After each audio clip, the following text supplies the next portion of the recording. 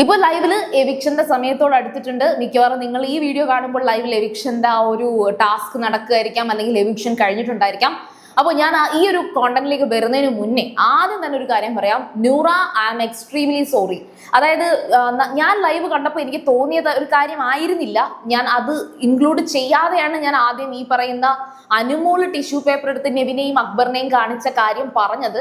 പക്ഷെ കമന്റ്സ് ഒക്കെ വന്ന് പിന്നെ അങ്ങോട്ട് ഈ പറയുന്ന യൂട്യൂബിലൊക്കെ വീഡിയോസ് ഒക്കെ വന്നപ്പോൾ നൂറ എന്തോ പേപ്പർ എടുത്തുകൊണ്ട് പോകുന്നത് പോലെ കണ്ടപ്പോൾ ആ ഒരു ബ്രേക്കിംഗ് ആയിട്ട് ഞാനും ആ ഒരു കോണ്ടന്റ് ഞാൻ അതും ചെയ്തു. ഞാനും അത് പറഞ്ഞു, നൂറ ആ തെളിവ് നശിപ്പിച്ചു, നൂറ അനുമോളുടെ നമ്പർ എടുത്ത് മാറ്റി എന്നൊക്കെ പറഞ്ഞിരുന്നു.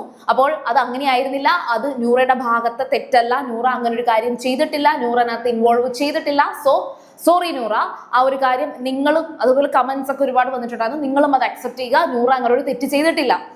അപ്പോൾ ഇപ്പൊ ലൈവിൽ നടന്ന മറ്റൊരു കോൺവെർസേഷൻ ഉണ്ട്. ശരിക്കും പറഞ്ഞാൽ അതൊരു ഇമ്പോർട്ടന്റ് ആണ് എന്ന് എനിക്ക് തോന്നി. അനീഷിനോട് അക്ബർ ചോദിക്കുകയാണ്. എല്ലാവരും ഉണ്ട്, ഷാനവാസ്, നെവിൻ ഒഴിച്ച്, ഐ തിങ്ക് നെവിൻ ഒഴിച്ച് ബാക്കി എല്ലാവരും ഉണ്ട്. അവിടെ ഷാനവാസ് അനീഷിനെ ഇങ്ങനെ പഴയ അനുമോളുമായിട്ടുള്ള വിഷയങ്ങളൊക്കെ പറഞ്ഞ് ഇങ്ങനെ ഒരു ഫണ്ണാക്കുന്നുണ്ട്. അതായത് അനുമോൾ എന്ത് തെറ്റ് ചെയ്താലും അനുമോൾ എന്ത് തെറ്റ് ചെയ്താലും അനീഷ് സപ്പോർട്ട് ചെയ്യുമായിരുന്നു. അപ്പോൾ ഉപ്പുണ്ടെങ്കിലും ഉപ്പില്ലെങ്കിലും ഒക്കെ ഉപ്പ് കറക്റ്റ് ആണെന്ന് പറയുക, ഇമാതിരി കാര്യങ്ങളൊക്കെ. അപ്പോൾ അത് അനുമോൾ കേൾക്കുന്നില്ല. അനുമോൾ അതിന് ശേഷമാണ് അവിടേക്ക് വരുന്നത്. അപ്പൊ അക്ബർ ഇത് കേട്ടിട്ട് പറയുന്നുണ്ട്, പ്രണയം വന്നു കഴിഞ്ഞാൽ പിന്നെ നമ്മളെല്ലാം യാന്ത്രികമാണ്, പിന്നെ അവരുടെ വീഴ്ചകളും തെറ്റുകളും എല്ലാം നമ്മൾ പോസിറ്റീവായിട്ട് അല്ലെങ്കിൽ നമുക്കത് അക്സെപ്റ്റ് ചെയ്യാൻ സാധിക്കും എന്നൊക്കെ അക്ബർ പറയുന്നുണ്ട്. അപ്പോഴത്തേക്കും ഈ പറയുന്ന അനുമോൾ അങ്ങോട്ടേക്ക് വരുന്നുണ്ട്. അപ്പോഴത്തേക്ക് ആ ടോപ്പിക്ക് മാറി പകരം അക്ബർ അനീഷിനോട് ചോദിക്കുന്ന കുറച്ച് ചോദ്യങ്ങളുണ്ട്. അതായത് ഇവിടുന്ന് ഇറങ്ങിയ ഉടനെ ഒരു സിനിമയ്ക്ക് എഴുതാനോ അങ്ങനെ എഴുത്തിലേക്ക് പോകുമോ അതോ വിവാഹം നോക്കുമോ എന്നൊക്കെ ചോദിക്കുന്നുണ്ട്. അപ്പൊ അനീഷ് പറയുന്നുണ്ട്, എനിക്കിപ്പം 39 വയസ്സായി, ഉറപ്പായിട്ടും ഇപ്പൊ എനിക്ക് വിവാഹം കഴിക്കാനുള്ളൊരു പ്രായമാണ് എന്നുള്ളൊരു ഇതുണ്ട്. അതുകൊണ്ട് ഞാൻ ഉറപ്പായിട്ടും വിവാഹം നോക്കും, നിർബന്ധമായിട്ടും വിവാഹം നോക്കുമെന്ന് പറയുന്നുണ്ട്. തൊട്ടടുത്ത് അനുമോൾ ഇരിപ്പുണ്ട്. അനുമോൾ യാതൊരു മൈൻഡും കൊടുക്കുന്നില്ല. അനുമോളുടെ മുഖത്ത് പക്ഷെ ഒരു സങ്കടമുണ്ട്. അത് ഇതിന്റെ സങ്കടമായിരിക്കണം എന്നില്ല. ഓൾറെഡി അനുമോൾ സങ്കടപ്പെട്ടാണ് നിൽക്കുന്നത്. എഗെയിൻ അക്ബർ ഇങ്ങനെ ഓരോന്ന് ഇങ്ങനെ ചോദിക്കുന്നുണ്ട്. അപ്പം എന്തെങ്കിലുമൊക്കെ ഡിമാൻഡ് ഉണ്ടോ അങ്ങനെയൊക്കെ ചോദിക്കുന്നുണ്ട്. അപ്പോൾ ഈ പറയുന്ന അനീഷ് പറയുന്ന ഒരു കാര്യം എന്ന് വെച്ചാൽ ഡിമാൻഡ് ഒന്നുമില്ല, എനിക്കൊന്നുമില്ല, പക്ഷെ ഒരു കണക്ഷൻ ഉണ്ടായിരിക്കണം, അത്രേ ഉള്ളൂ. ഹൈറ്റിന്റെ കാര്യമൊക്കെ ചോദിക്കുന്നുണ്ട്. ഹൈറ്റ് കൂടിയത് വേണോ കുറഞ്ഞത് വേണോ എന്നൊക്കെ ഇങ്ങനെ അക്ബർ ഇട്ടിട്ട് ചോദിക്കുന്നുണ്ട്. പക്ഷെ അനീഷ് എന്തായാലും വിവാഹം കഴിക്കാൻ മുന്നിലൊരു വിവാഹം കഴിക്കുക എന്നുള്ളൊരു തീരുമാനം അനീഷിനുണ്ട്. ദയവേത് ഇത് കേൾക്കുന്ന ഉടനെ അപ്പൊ ആരെങ്കിലും വിവാഹം കഴിച്ചാൽ മതിയെങ്കിൽ പിന്നെ എന്തിനാണ് അനുമോൾ അടുത്തൊരു പ്രപ്പോസലും കൊണ്ടുപോയത്, അത് ഗെയിമാണ്, അത് സ്ട്രാറ്റജിയാണ് എന്നാരും പറയണ്ട. കാരണം അനീഷ് ഇപ്പൊ ഇതൊരു ഗെയിമോ, അനുമോളെ പ്രപ്പോസ് ചെയ്ത കാര്യം ഒരു ഗെയിമോ സ്ട്രാറ്റജിയോ ആയിരുന്നു എങ്കിൽ അനീഷ് ശരിക്കും പറഞ്ഞാൽ അക്ബർ ഇത് ചോദിക്കുന്ന സമയത്ത് ആ സമയം സൈലന്റ് ആവുകയോ ചുമ്മാതിരിക്കൂ അക്ബർ എന്ന് പറയുകയോ ചെയ്തേനെ.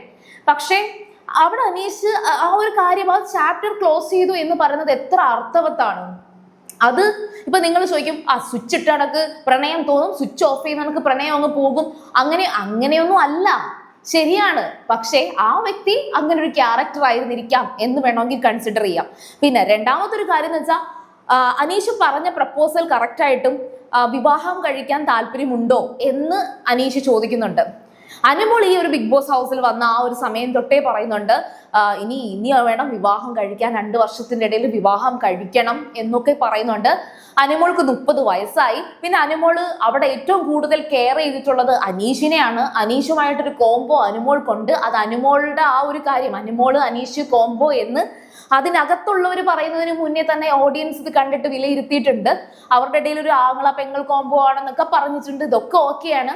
പിന്നെ ഏറ്റവും ലാസ്റ്റ് റീസെന്റ് ആയിട്ട് അനുമോള് തന്നെ തമാശകളൊക്കെ കാണിച്ച് ഫ്ലൈയിങ് കിസ് ഒക്കെ കൊടുത്ത് അങ്ങനെയൊക്കെ കാണിച്ചപ്പോഴത്തേക്കും മേ ബി ആ ചേഷ്ടകൾ കൊണ്ടോ ആ ഒരു അനുമോളുടെ തമാശകൾ കൊണ്ടോ ഒന്നും അല്ല, അത് അനീഷ് എടുത്ത് പറഞ്ഞിട്ടുണ്ട്.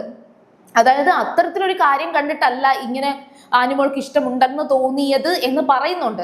മേ ബി അതിന്റെ റീസൺ എന്താണെന്നുള്ളത് അനീഷിന് വാക്കുകൾ കൊണ്ട് പറയാൻ സാധിച്ചിട്ടില്ല.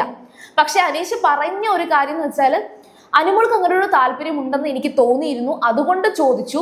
താല്പര്യമില്ല എങ്കിൽ ആ ചാപ്റ്റർ ക്ലോസ് ചെയ്തു. ഞാൻ അനുമോളുടെ ഒരു ഒപ്പീനിയനെ ബഹുമാനിക്കുന്നു എന്ന് പറഞ്ഞത് അവിടെ ക്ലോസ് ചെയ്തു. പക്ഷെ അനീഷിന്റെ വ്യക്തിപരമായ ജീവിതത്തിൽ ഒരാളെ പാർട്ട്ണറാക്കി ഒരു ആഗ്രഹമുണ്ട്. അപ്പൊ ആ ആഗ്രഹത്തിന്റെ പേരിൽ ഉറപ്പായിട്ടും 39 വയസ്സായി, വിവാഹം വേണം എന്ന് തോന്നുന്ന ഒരു മൊമെന്റിൽ ആ ഒരു പ്രായം പിന്നെ കഴിഞ്ഞു പോയാൽ പിന്നെ പറ്റത്തില്ലല്ലോ. അപ്പോൾ കണക്ഷൻ തോന്നുന്ന ഒരാൾ വരട്ടെ എന്ന് പറഞ്ഞിരിക്കുന്നില്ല. ലോകത്തിന്റെ ഏതെങ്കിലും ഒരു കോണിൽ നിന്ന് മലയാളിയാണ് പ്രിഫർ ചെയ്യുന്നത് എന്നൊക്കെ പറഞ്ഞുകൊണ്ട് അനീഷ് അതോടെ പറയുന്നുണ്ട്. ഈ ഒരു വിഷയം സത്യത്തിൽ എനിക്കൊരു കോംപ്ലിക്കേഷൻ ആയിരുന്നു. കാരണം എന്ന് വെച്ചാൽ ഇതെന്താണ് ഇങ്ങനെ അവസാനം വന്നപ്പോൾ ഒരു 9 ദിവസം ഉള്ളപ്പോഴായിരുന്നു പ്രണയം പറയുന്നത്. അതിനുശേഷം ലാലേട്ടൻ വന്ന് സംസാരിച്ചപ്പോഴത്തേക്ക് അത് ക്ലോസ് ആയി. പിന്നെ എല്ലാവരും പറഞ്ഞുകൊണ്ട് അനീഷ് എന്താണ് അനുമോളടുത്ത് പിന്നെ മിണ്ടാത്തത്? മിണ്ടി ഒരു കോണ്ടന്റ് ഉണ്ടാക്കാൻ അനീഷ് നിന്നില്ലല്ലോ. ഇപ്പൊ പോലും മിണ്ടുന്നത് എല്ലാവരും പോയതിനു ശേഷം വളരെ നോർമൽ ആയിട്ടുള്ള ടോക്കുകൾ മാത്രമേ അവിടെ ഉള്ളൂ. പിന്നെ അനീഷ് എടുത്തു പറയുന്നുണ്ട് ഇപ്പൊ ഇവിടെ ഉള്ളവരെല്ലാവരും ഫ്രണ്ട്സ് ആണ് എന്ന് പറയുന്നുണ്ട്. നല്ല കാര്യം. അപ്പോൾ എനിക്ക് ശരിക്കും പറഞ്ഞാൽ അനീഷിന്റെ ആ ഒരു ഇതൊന്നും സ്ട്രാറ്റജിയോ ഗെയിമോ ആയിട്ട് തോന്നിയിട്ടില്ല. പിന്നെ എല്ലാവരും പറയുന്നുണ്ട് ഓക്കെ അത് അനീഷിന്റെ നാടകമാണ്, പുറത്തിറങ്ങുമ്പോൾ കാണാം. പുറത്തിറങ്ങുമ്പോൾ ഉള്ള കാര്യം എനിക്ക് കാണേണ്ട കാര്യമില്ല. കാരണം എന്ന് വെച്ചാൽ ബിഗ് ബോസ് ഹൗസിൽ ബിഗ് ബോസിന്റെ ഒരു റിവ്യൂ ചെയ്യുമ്പോൾ ബിഗ് ബോസിനകത്ത് എന്താണ് എങ്ങനെയാണെന്ന് നോക്കുക, അതനുസരിച്ച് പോവുക. പുറത്തുള്ള എല്ലാവർക്കും ഒരുപാട് വ്യത്യസ്ത സ്വഭാവങ്ങളുണ്ട്. പക്ഷെ ബിഗ് ബോസ് ഗെയിമിൽ വരുമ്പോൾ ആ ഗെയിം അല്ലേ. അതുകൊണ്ട് എനിക്കെന്തോ ആ ഒരു കോൺവെർസേഷൻ കേട്ടപ്പോൾ അങ്ങനെയാണ് തോന്നിയത്. ദെൻ അഗെയിൻ അക്ബർ ഇങ്ങനെ ഓരോന്നൊക്കെ പറഞ്ഞിട്ട് നമ്മൾ അനീഷിന്റെ അടുത്ത് ഓരോ ചോദ്യങ്ങളൊക്കെ ചോദിക്കുന്നുണ്ട്. അക്ബറിന്റെ കാര്യങ്ങൾ പറയുന്നുണ്ട്. അതങ്ങനെ ലൈവിൽ നടന്നുകൊണ്ടേയിരിക്കുന്നു. പക്ഷെ അടുത്തത് ബ്ലൈൻഡ്സ് ഇട്ടിട്ടുണ്ട്. അപ്പോൾ ഉടനെ ഒരു എവിക്ഷൻ പ്രതീക്ഷിക്കാം. അപ്പോൾ നിങ്ങൾ കാത്തിരിക്കുക. അതുപോലെ തന്നെ സീരിയൽ ഗ്രാൻഡ്മ ഫസ്റ്റ് ടൈം കാണുകയാണെങ്കിൽ ഉറപ്പായിട്ടും ചാനൽ ഒന്ന് സബ്സ്ക്രൈബ് ചെയ്തിട്ട് കാണുക. വീഡിയോ ഇഷ്ടപ്പെട്ടാൽ ലൈക്ക് ചെയ്യുക, കമന്റ് ചെയ്യുക, ഷെയർ ചെയ്യുക. അപ്പോൾ ഞാൻ പോയി വരാം. ബൈ.